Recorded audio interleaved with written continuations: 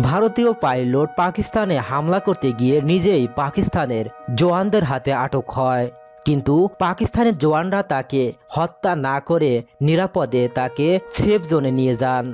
পাকিস্তান সরকার ভারতীয় এই পাইলটকে হত্যা না করে নিরাপদে রেখে এক উদারতার পরিচয় দেন।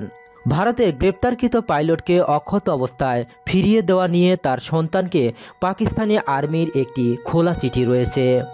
পাকিস্তান আর্মিরা আটককৃত পাইলটের ছোট শিশুর প্রতি কিছু প্রশ্ন রেখে দেয়। সেখানে বলা হয়েছে, হাই ছোট্ট বাণী, অভিনন্দন তোমাকে, এই কারণে যে তুমি তোমার বাবাকে হাক করতে যাচ্ছ খুব শীঘ্রই।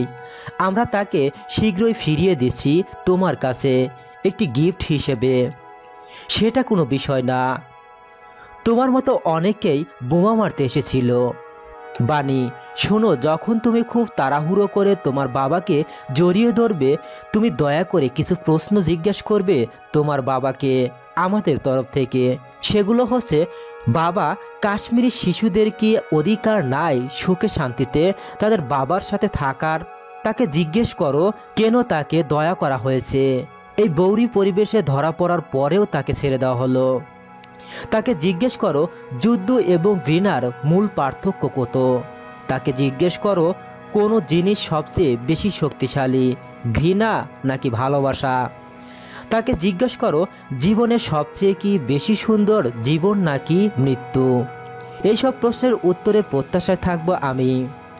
ভালো থাকো ছোট্ট বাণী, এবং আমি আশা করব তুমি আমাদের এখানে বেড়াতে আসবে তোমার বাবার সাথে, এবং হাতে মিসাইল এবং বোম্বের পরিবর্তে থাকবে ফুল।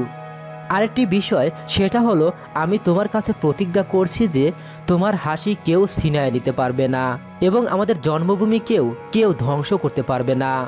ভালো থাকো তোমার বাবার সাথে। অথচ পাকিস্তানি এক জওয়ানকে ভারতীয়রা আটক করেছিল। তার নাম ছিল সিপাহী মকবুল হোসেন। ভারতীয় কাপুরুষেরা তাকে 40 বছর টর্চার করে, অথচ যুদ্ধবন্দী হিসেবে তার ন্যূনতম মানবাধিকার পাওয়ার কথা ছিল।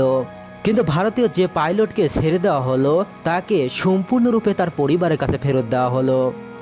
এতটুকুই ভারত ও পাকিস্তানের মধ্যে পার্থক্য খুঁজছে সাধারণ মানুষ।